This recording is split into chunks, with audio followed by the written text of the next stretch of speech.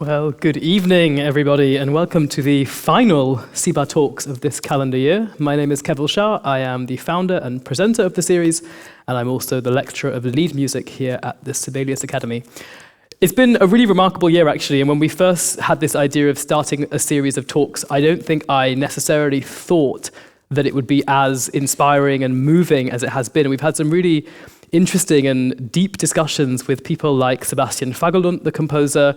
In February, my guest was Maija Kauhanen, the kantele artist, who spoke so beautifully about her artistic process and also demonstrated one of her many kanteles for us. And then most recently, Susanna Malki was my guest in the hot seat last month as she began her tenure as professor of orchestral conducting here at the Sibelius Academy. And I'm quite sure that tonight's guest will be just as inspiring and moving and surprising. Who is it? You know who it is. She's one of the leading voices of Finnish soul music with an artistic profile which is gaining the attention of listeners around the world. She's an extraordinary singer and songwriter, and her effortless mix of soul, blues, and jazz really marks her out as a unique performer in the Finnish musical scene. She's been heard all over the country, every festival, every venue, every hall, you name it, she's been there. Her debut album has recently been praised by Helsingin Sanomat as one of the best debuts of the year. And the UK press have lauded her as a powerful new voice in the soul scene. She is truly carving a remarkable path, and it is a great pleasure to have her here this evening. So please welcome Emilia Sisco. Yeah.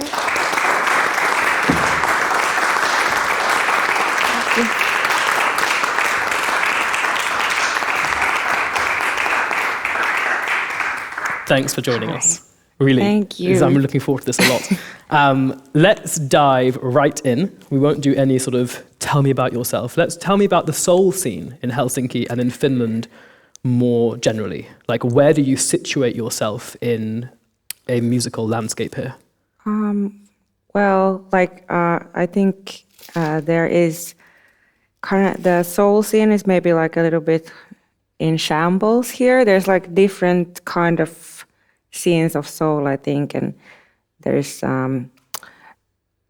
people I think do a lot of soul music here, but when they do it in the Finnish language, people don't hear it as soul music, even though it is. Like Maarit Hurmerinta, she have been doing it since the 70s, and it's like pure soul what she does and stuff. But yeah, I think like where I see myself, because I do soul music in English, so there's kind of like a small scene for that here. There's like artists like Tuomo, Prattala, and Bobby Orosa, and people who are actually in the same Finnish soul label in Timian Records, who they do like authentic retro 60s soul stuff. But it's very small here. It's small, but do you feel that you've been inspired by the scene from here, like in your own kind of development as an artist? Do you think you have taken influence from, albeit a small scene, a scene nonetheless? Yeah, I think maybe partially, yeah, but I maybe go more because I go more abroad, like to the States where soul music. Here there's also some gospel stuff and that kind of stuff, and great talent, very talented artists who kind of mix maybe jazz and soul together, who are extraordinary. Like there's like this Ikonen family. They are all extremely talented soul singers, and it's kind of a mix, I think. And is there a younger generation of soul musicians coming up, like below you, like from where you're now pretty established here? Do you see that there is a generation of soul musicians that is now coming up after you? I do see some like soul artists, but I think they're more like modern soul, like R&B kind of things and that kind of stuff, and the mixture of jazz also is very like strongly there. So yeah, there's a very soulful like soul artist, but it's kind of like more like a fusion, I think, with the newer generation. You mentioned that a lot of your influences come from like abroad, and especially from America, and of course all of your music is sung in English, and that connects you very much to the American soul tradition, which we'll talk about later. But we also have the great pleasure of you playing for us some of your favorite tracks. And the first thing that you've chosen is absolutely American. This is a track from The Sacred Souls. Do you want to tell us a little bit about this and why you've chosen it tonight? Well, like actually all of the songs that I've chosen tonight are new soul. So they're soul from this era, which is soul that sounds old. So there's a name for this kind of music, and it's called souldies, old new soul. So yeah, this is definitely old new soul. Souldies. Let's have a listen. This is Will I See You Again by The Sacred Souls. Yes.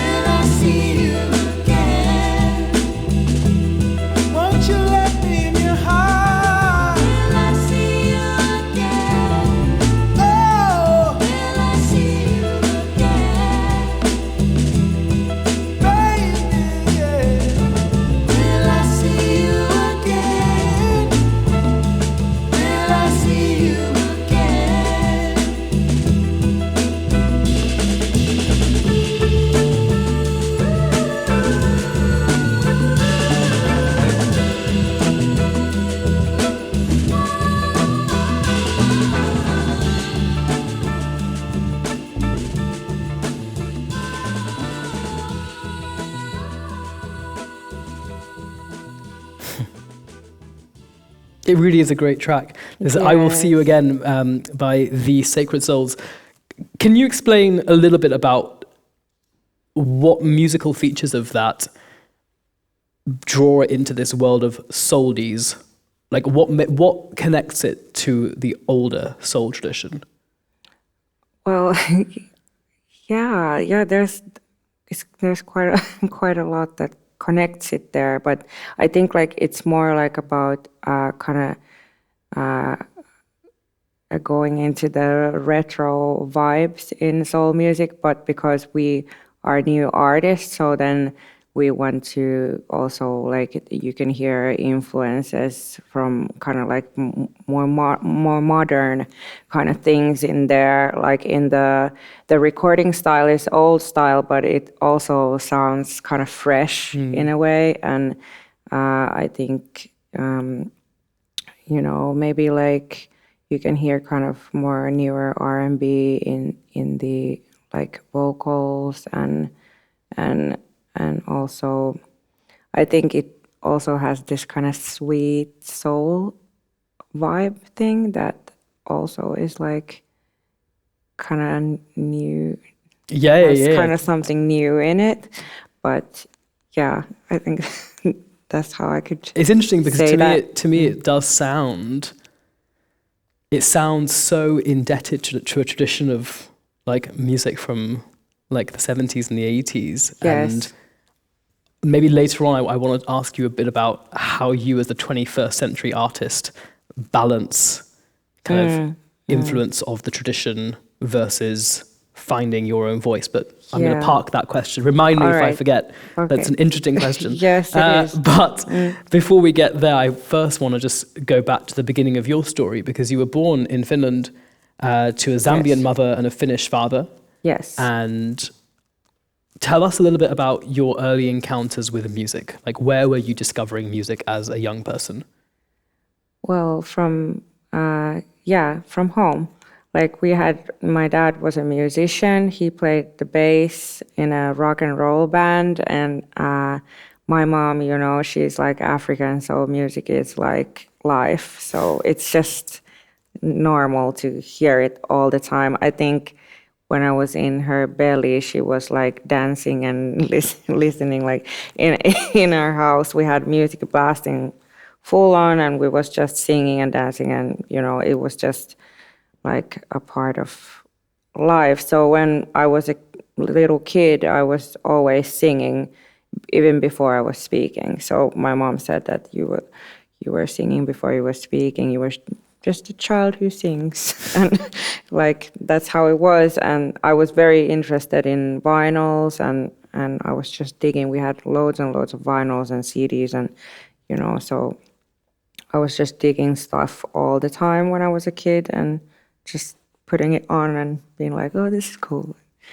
Was it a mix of genres, or was it a lot of one particular kind of music? I think it was like a mix of genres, but when I like realized that I want to be like, I don't remember the exact like that I want to be a singer, but I like put on Billie Holiday and heard her voice for the first time, and I remember being like, I want to sound like that when I sing.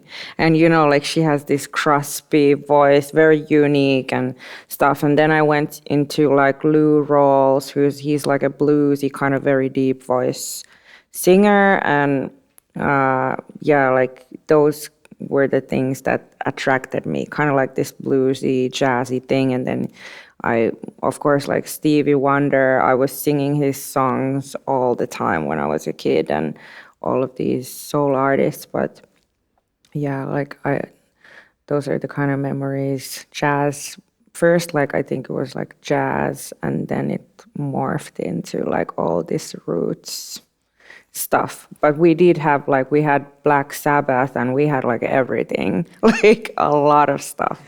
So yeah. It sounds like a very creative environment then, if you're from a young age able to pick up from so many different kinds of musical material. Do you feel like that way of, let's say, musical discovery, that kind of way of being like an explorer of music, do you feel like that has influenced the way you have continued to listen as a musician? Yes, very much so, I think. Yeah, I've had a lot of material to choose from. So like that's how, like, you know, I just listen and I'm like, oh, this is cool. And then, you know, it's I listen to everything. And I try to listen to as much music as I can that like resonates with me. So like, yeah, it's, I think, and like my dad, he was also he listened to everything. So I think I have the similar kind of way of thinking like he does. Like he might have put on like Tupac in the car when I was a kid, and he was like, have you heard this artist before? And then I'm like, yeah, because that was like my time when Tupac and all his music. So it was surprising to hear my dad like listening to hip hop, and he was like, this is actually pretty cool. And you know, it's just having cool discussions about all kinds of, like, if there's a good idea in a song, it's good. So right, it doesn't matter what label or category you fit that music into. It's more about the idea or the content of the material rather than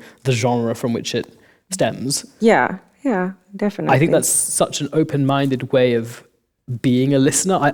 I suppose my instinct would be to say that maybe as young people, that's quite an instinctive way of listening. You just, whatever you pick up, you become interested in. But if I reflect on certain other musical traditions, I wonder if there comes a stage where you start to categorize and put things in their boxes. And I'm wondering if you ever had that moment. So you call yourself a soldies singer. Have you ever felt that as a result of that decision, you have to stick to a certain lane of music making or music creation? It's kind of yeah, but kind of no, because yeah, like soul, I do want to stay true to the music of like soul music, but because it's soldies, it's like new, so it's I want to also explore like my voice and, you know, like how can I push this a little bit like to a direction, in not too much or nothing like that, but I do want to like try things and try different things and not too much categorize. But yeah, it happens a little bit. Yeah. Are you still listening as widely as you did as a child? Like in your daily listening, are you still exploring in this same way that you were when you were little? No. Not so much, but like sometimes, you know, like when you do music and you like you're like at a jazz festival and all the bands are playing jazz, and like you only thing that you hear for the whole festival is jazz. So then after that, I feel like I want to listen to something completely from the opposite side. Like I want to go and explore something totally different for a while, just to like, you know, calibrate my mind. Yeah, like, it's a nice way of putting it. Yeah.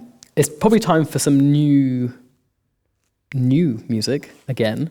This is your second choice this evening, which is by an artist that you and I have both sort of been really excited about, Yes. Jalen Ngonda. Yes. Could you tell us a little bit about your first encounters with this music and why you've chosen this track, Here to Stay? Yes. First encounter, well, I got this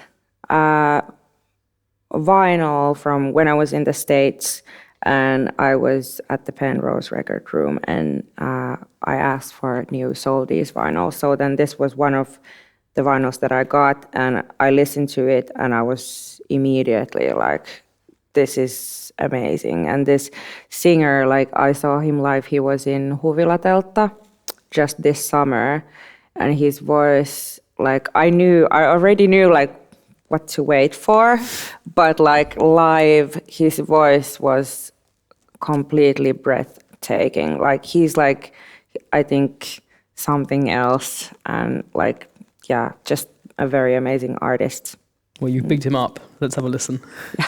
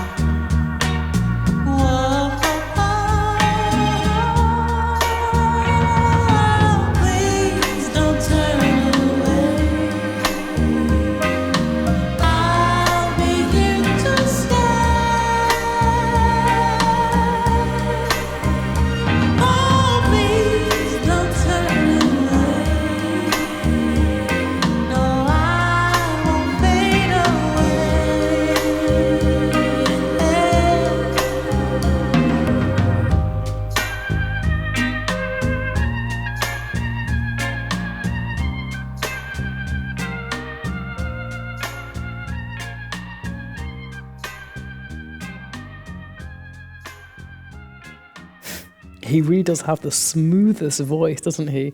It's So really smooth. extraordinary. That's Jalen and Gonda, and the track is Here to Stay. And Yes. Emilia and I both strongly recommend that you go and listen to this guy's Very, very much. everything. It's really, his album is full of amazing things. Yes, yes. And he plays the guitar and he plays the keyboards too. So he's just like a great instrumentalist too.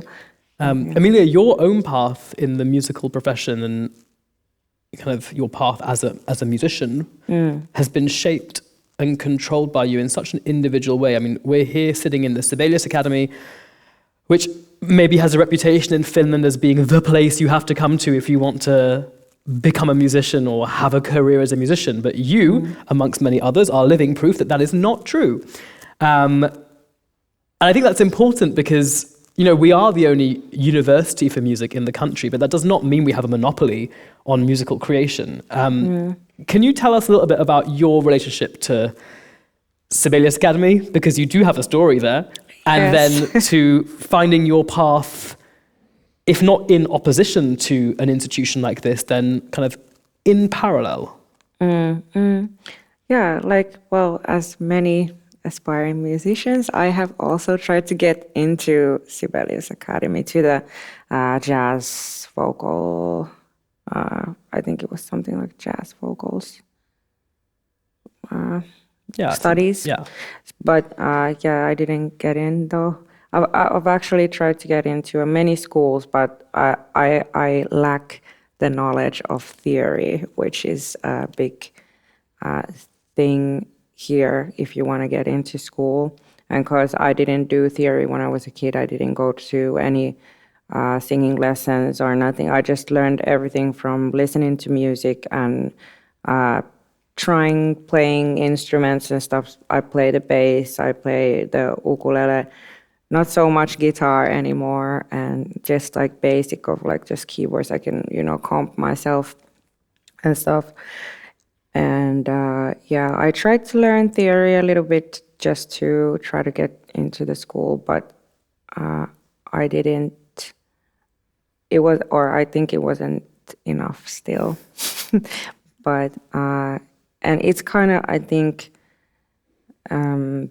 theory is, especially if you haven't started from studying theory as a child, when you kind of are older and trying to get into it, it's like, why do I have to do this? Must be a strange feeling if you already feel that you have a musical language inside you, which you're able to express as a singer. Yeah. To have to come at it from the theoretical angle later. Yeah. Must feel. Yeah, it's like, sort of I know this, a bit but odd. Yeah, it's odd, and it's like, why do I have to do this?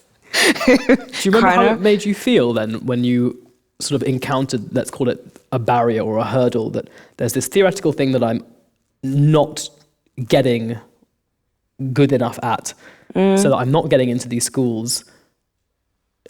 What did that feel like as a young musician? Well, it felt, I don't know, I didn't really get very discouraged of it or anything. I think my opinion is that going to school for music, it's a great thing, but it's not it's not all you need. You can do music and be great at music even without school. It's just great to have education to it there, that you kind of have the papers, people maybe take you more seriously, and you kind of have something to show, and you can teach, and all of these things. So I wasn't discouraged. I was like, well, I'll just do my thing. And you taught yourself. In a way, you created your own curriculum by listening and meeting other artists. And you said to me when we met a few weeks ago that sort of finding other artists and building connections with other musicians was actually maybe the most important part of your development at that stage. Can you say a little bit about the kinds of people you were meeting and why that was so important to you in your development?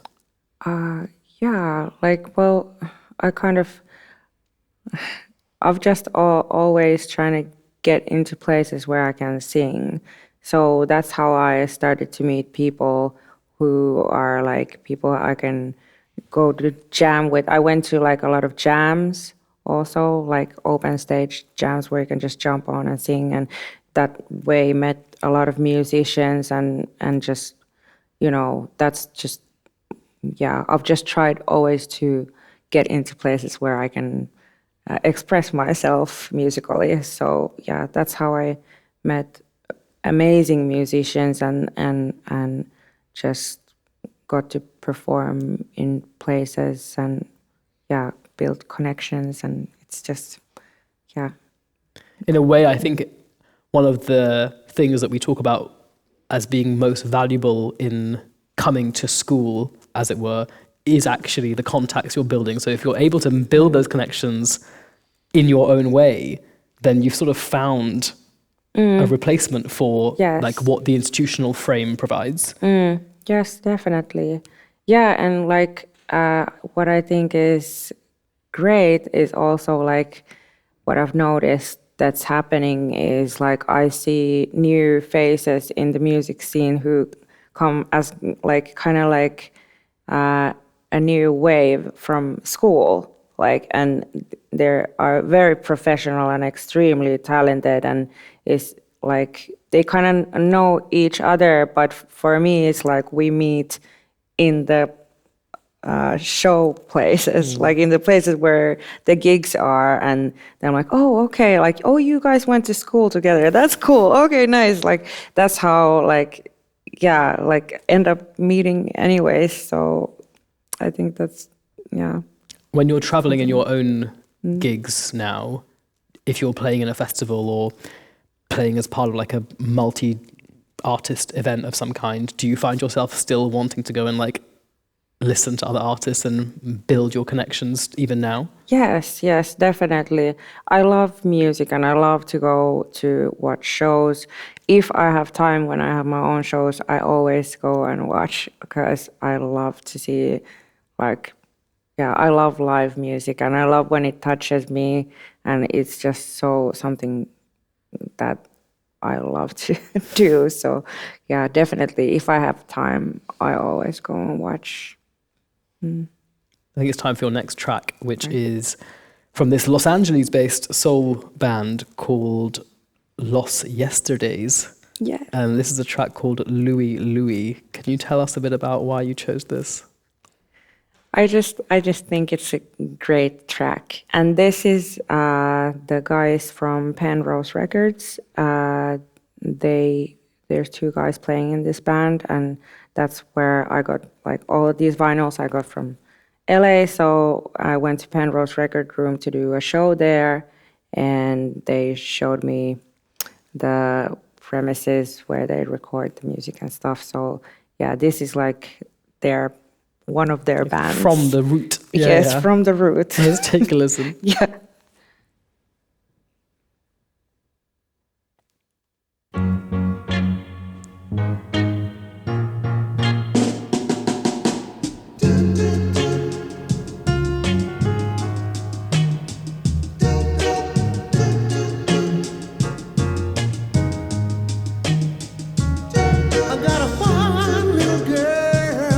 She waits for me. I take my shit.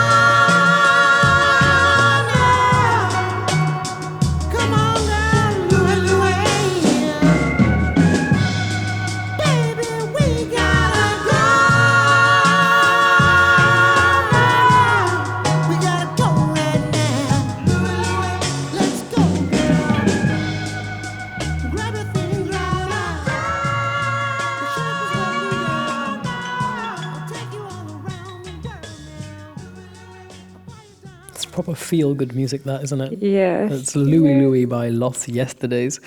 Now, I promised to come back to this question about your own creative process and sort of being an artist who writes their own songs, who writes their own music and lyrics, who has a band for whom you make arrangements and with whom you collaborate, and you also collaborate with many other artists. In all of this, are you able to distill for us, like, actually what the process is like of writing a song or creating a whole album of songs? Yes. I love to play the ukulele. Like, I think it's such a great little music writing instrument because, you know, you get a lot of things with just four strings, and you know, it's just great for, you know, getting good proper vibes. So that's what I usually use, the ukulele. I also use another 4-string instrument, that's the bass.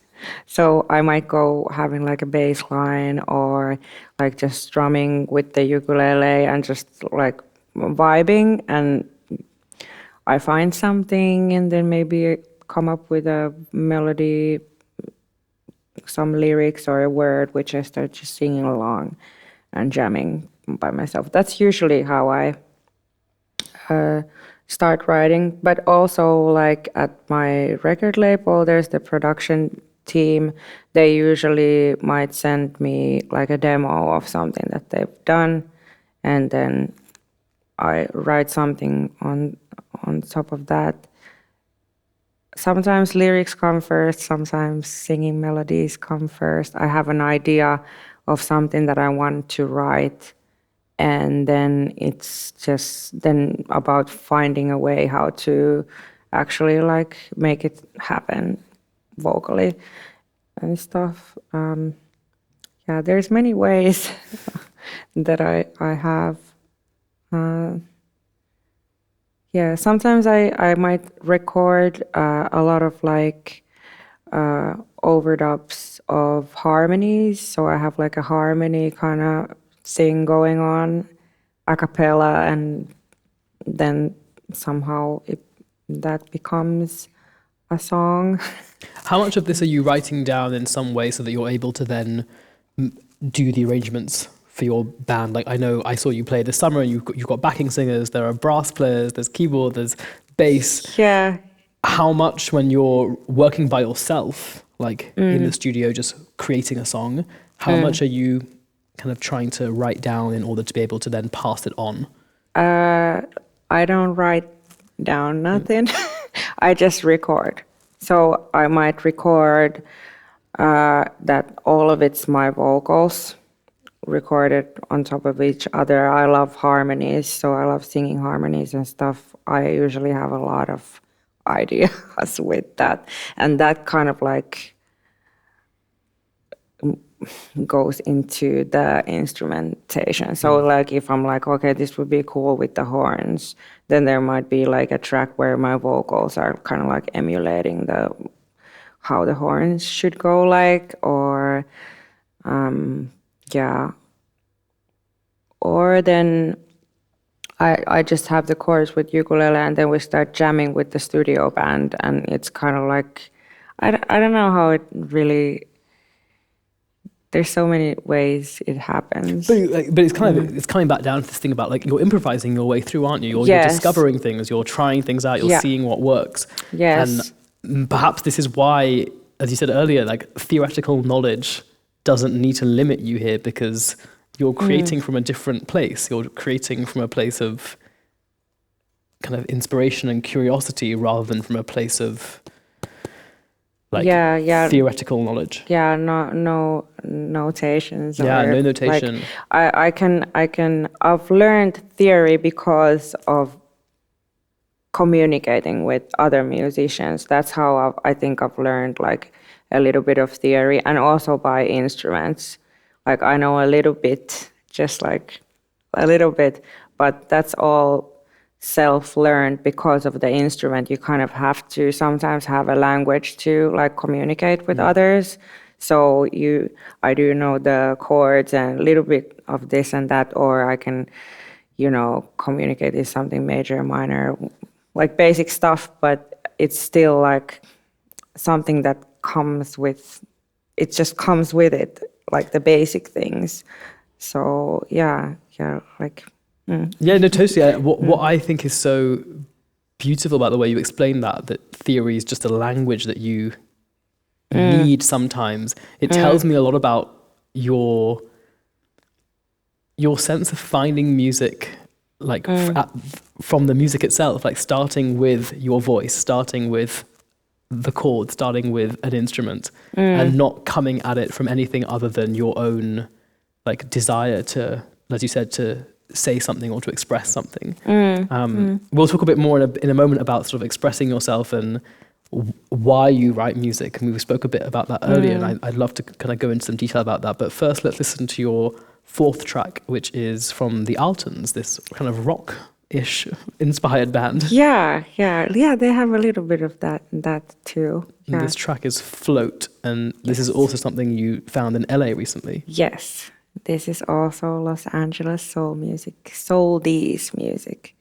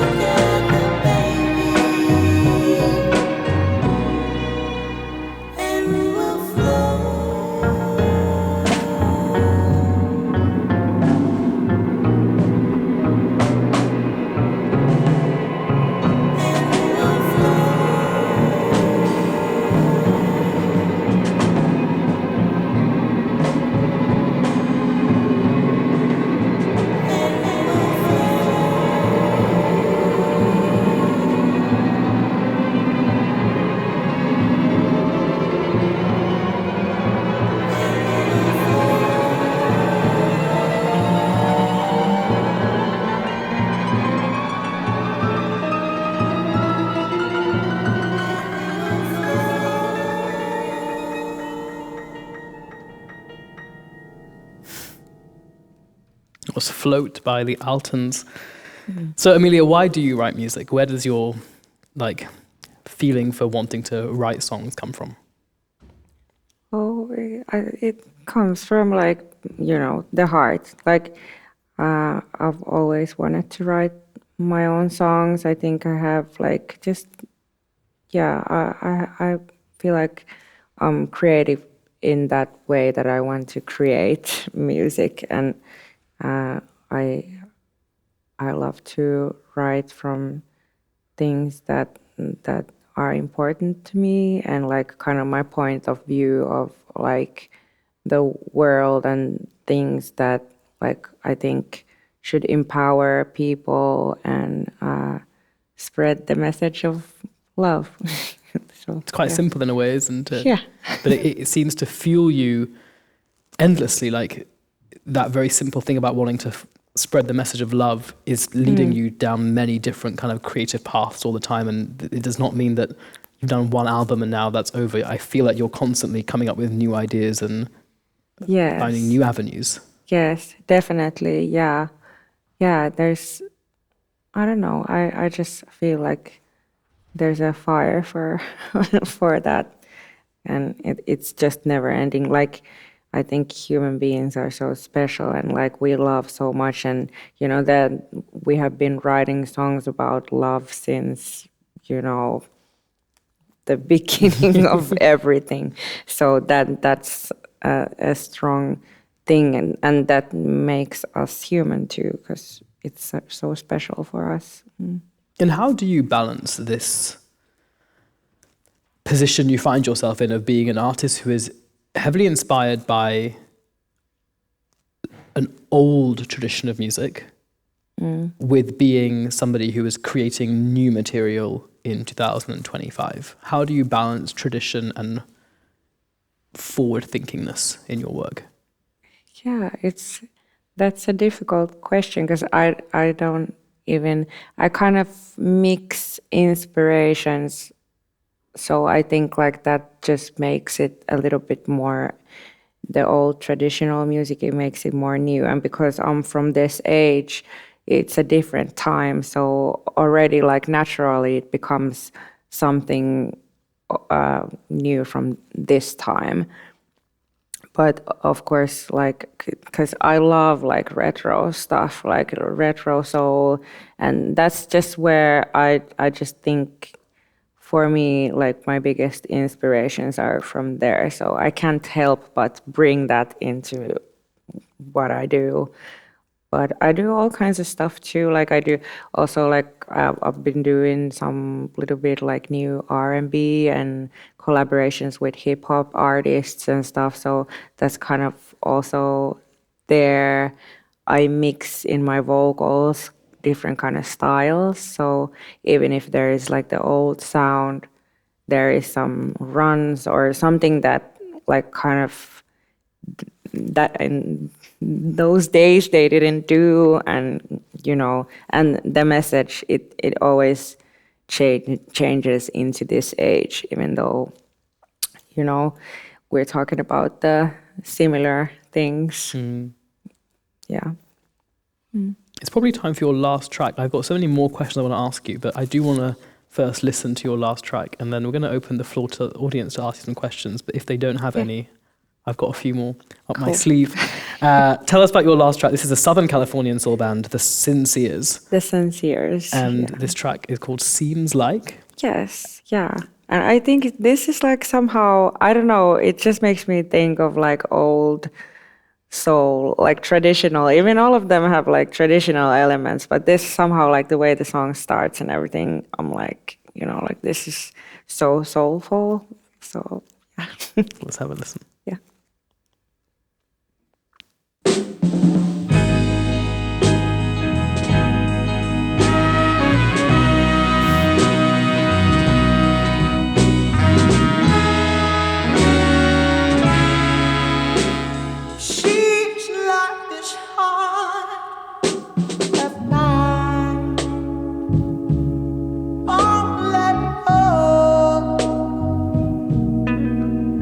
And the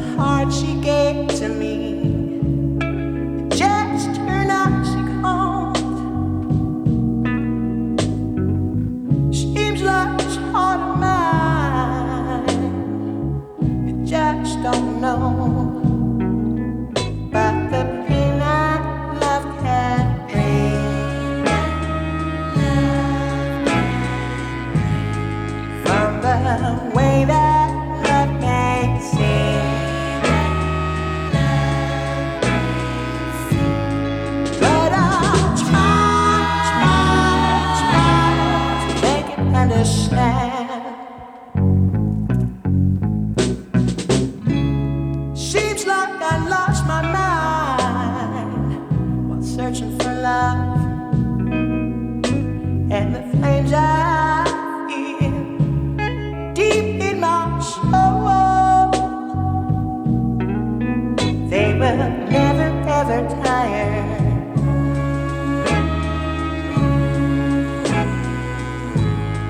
Burned by heat and quenched by fire.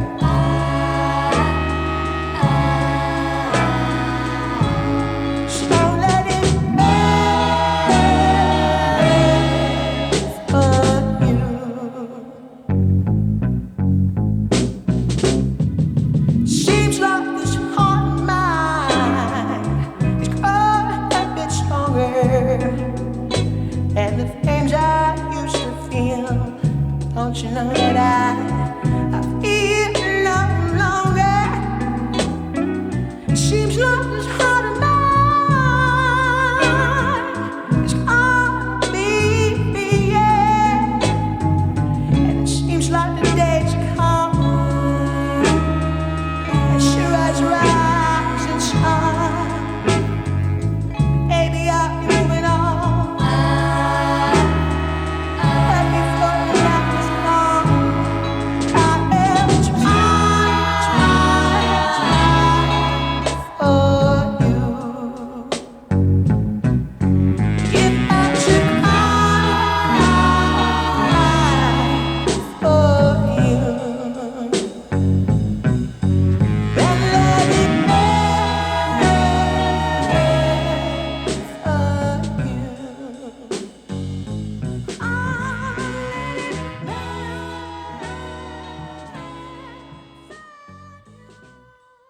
I could listen to that all day. Yeah, It's the so sincere beautiful. and seems like, well, Emilia Sisco, it's been so nice to talk to you. And like I said, I could ask you another 10 questions, but I think it's only fair that we give our audience a chance to ask you something. So if there is somebody who'd like to ask something, there's a microphone going around somewhere over here. So please don't be shy. Yeah, at the front here. Hi. First of all, many thanks to both of you for a fantastic interview. It was a pleasure to listen. And you seem to be a very authentic and a very natural person, and you know what you do, apparently. So congratulations. My question is about the future, perhaps more. I recently was in Naples in summer, and I have a friend who's a master of a music school. Sometimes take lessons in Neapolitan songs. And he showed me, to my shock, a few AI tools, generative AI, how it's easy these days to say, AI, write me a song about being in love with one person but staying with another person, having a heartbreak, the whole text, and do it in Frank Sinatra or Barry White or ABBA or whatever style. And the stuff that comes out with arrangements and the text just makes you paralyzed. So my question, in a way, while all that is developed, you as an artist, how do you coexist with the technology? And I think there's a lot of probably temptation to take shortcuts sometimes. And to be, if you're honest, sort of how do you see the future of artists will evolve with this? Whether the audience will be more open to that experimentation and outsourcing of a lot of things in the lyrics writing and songwriting, music writing, or so how do you see that? Sorry for a long question, thank you. Yeah, that's interesting actually, because everybody's talking about that right now. As personally, I want to be the creative force of my own things. But there might be people who will use AI and like, I don't kind of blame them because it's so easy to go that path. But I don't think it's like, I think it might become quite common. Like people are writing now a lot of things, maybe not music, but like from AI sourced text and stuff like that. But yeah, I think it's probably going to be a big tool in the future, depending on, and thinking about like big record labels producing like mainstream pop music, like that's probably, they already have like AI artists and stuff, but I think maybe for like retro music, it's not going to be so wanted there. I think, at least, I hope. But yeah, I would not. Creators they want to usually be the source of the creation. I hope, at least. But I don't blame you if you would go that path. But, I suppose it depends a little bit on what your what the motivation is. That if you write because of the process of writing and what that brings to you, or you create because of the process of creation, then you want to engage in that process. Yeah. So AI doing it for you doesn't feel like a shortcut. It feels like an irritation because it's actually not able to do any of the things that matter to you. Yeah. But I suppose if your motivation is to get a product, which you can then release, of course, AI is a very fast way of doing it. But maybe we can be very grateful that it's the process that provides the most fulfillment as an artist. Yeah. Would you say that is true for you? yeah, I would say that it's kind of like, well, if you're like a songwriter, it's like if you would be like a painter and somebody else is doing the painting, something else is doing it for you. It's like, why would I want? I don't know. Like, I don't know the future, what's going to happen with all of this, because everything is happening so fast. So, like, you know, I don't know, painters painting straight from their mind into, and then like the canvas just doing it for. I don't know. Like, anything could happen, but yeah, it's interesting though. But yeah, I wouldn't use it for my creation. Neither. There was another question, I think, in the front here. Thank you, Emilia and Keval. I was going to ask a different question, but because you started this, I would at least want to comment on it, because as somebody who teaches ethics of AI, I'm very cautious with my students about why we shouldn't be using AI, because there are copyright issues. It's authorship, it's climate energy impact of what we do, and it's also changing us as producers, culturally and socially. So I do appreciate people who spend years in the conservatory, who spend time in jazz clubs, who spend time in the culture of music making to develop something original and special. And that's what shows very clearly in your music, Emilia. I've seen you play in small venues like Tenho, and I've seen you play at the Balloon Stage in Flow, and there's a presence and a kind of special texture that is so clear in your work that we will never ever receive in any kind of algorithmic form. Thank you. And when I met Keval by chance in Sibelius this afternoon, I was like, Keval, are you going to have vinyl records? Are you going to have Emilia playing her vinyl records on stage? And he was like, yeah, our vinyl our turntable doesn't have the needle isn't very good. So, but it would have been so interesting, because I'm a huge fan. I have your vinyl records at home, and I always play on the turntable, and I have this thing about vinyl and whiskey nights with my friends, where we spend the whole evening playing vinyl records and sipping whiskey. And there's something about it where you pay attention, and every little groove of the record, every little texture, and even the noise in the record, it means something to you.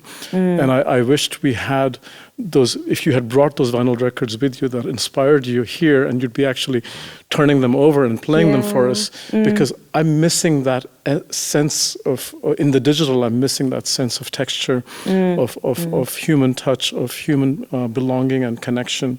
But maybe I'll come back to the question I really wanted to ask, was soul is a very specific genre, and having lived in New York and Boston and places where I've experienced it in very different contexts, I'm wondering how you experienced it living in Finland.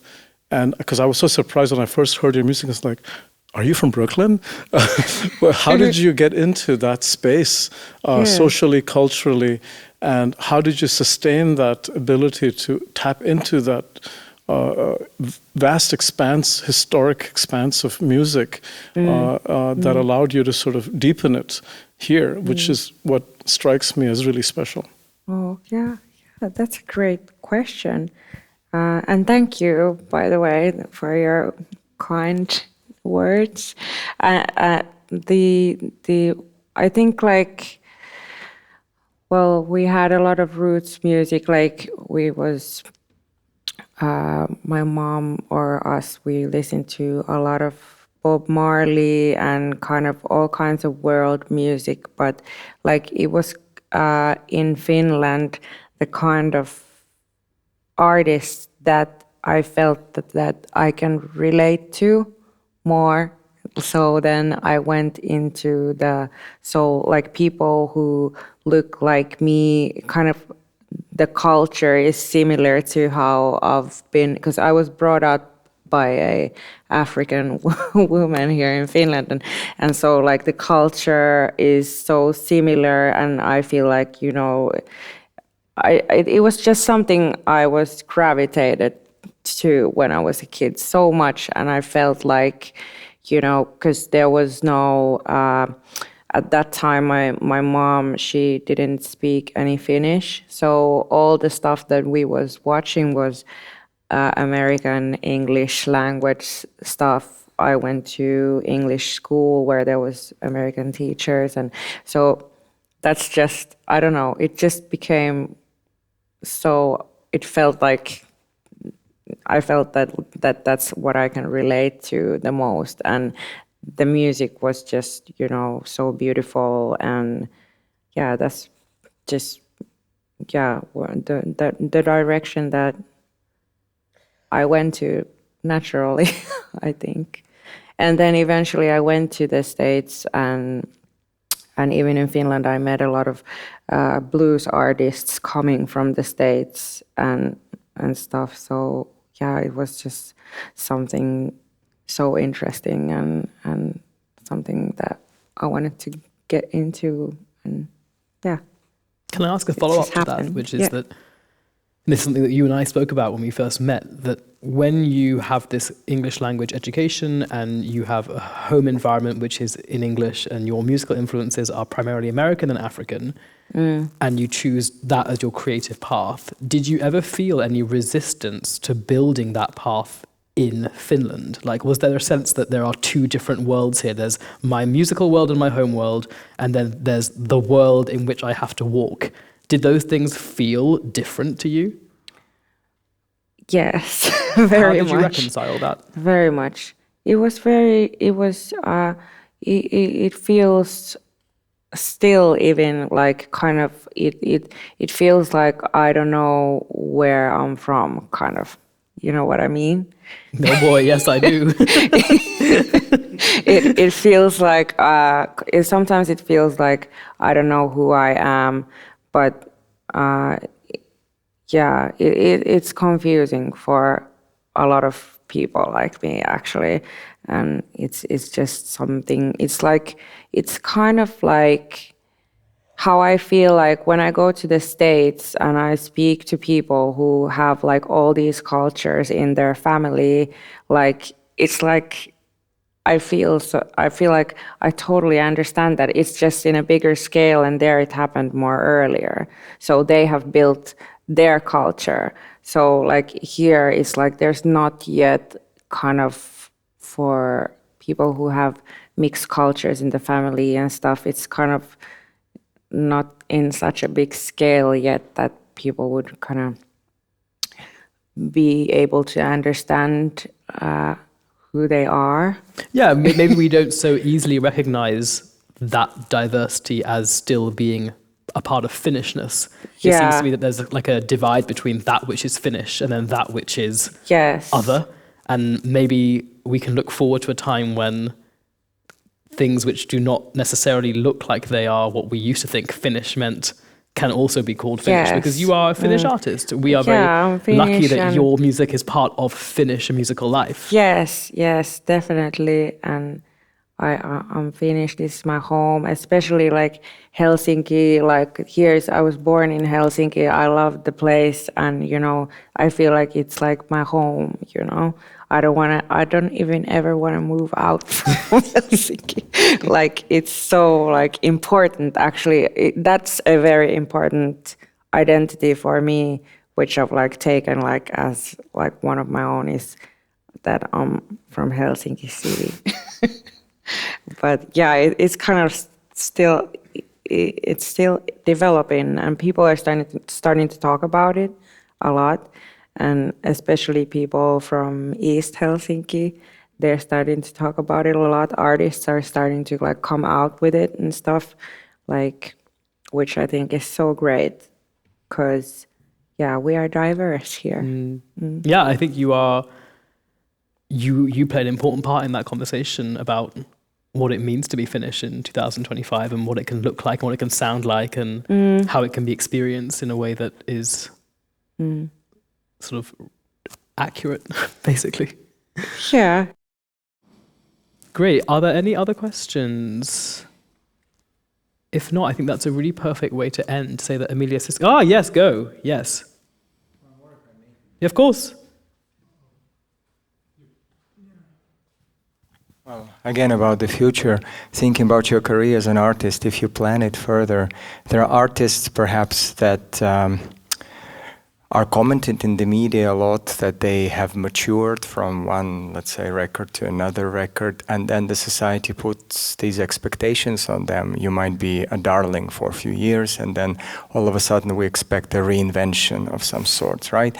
And then there are some artists that don't go that way, but they become legends, like Sade, for instance, or something, and they keep that profile and, you know, go live or keep their media presence quite contained to what they feel is the right way to do it. So how do you see your career progressing forward? Which way would you think go in 10 and 20 years? What type of trajectory you would be taking? Because from what I've seen, and I will go to the records and I would listen, you have quite a lot of doors opening up for you right now. So what's your strategy in a way? How do you see yourself growing as an artist? Thank you. Yeah.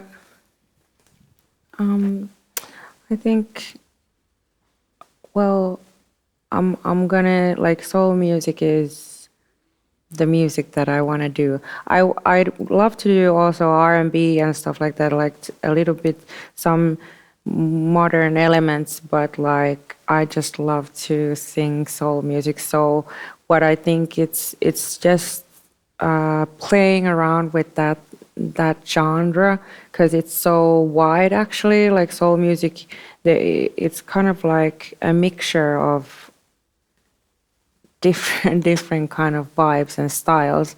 Like the records that you heard just now, they're like sweet soul music. They have like this sweetness and like very calm and kind of vibe inside them. And I think like there's so many different ways. There's like, you know, funkier soul or bluesier soul or jazzier soul. Like sometimes these things, because I love all of the genres. There's also reggae, soul, you know, like Toots and the Maytals and stuff. Like it sounds like old soul, but it's reggae.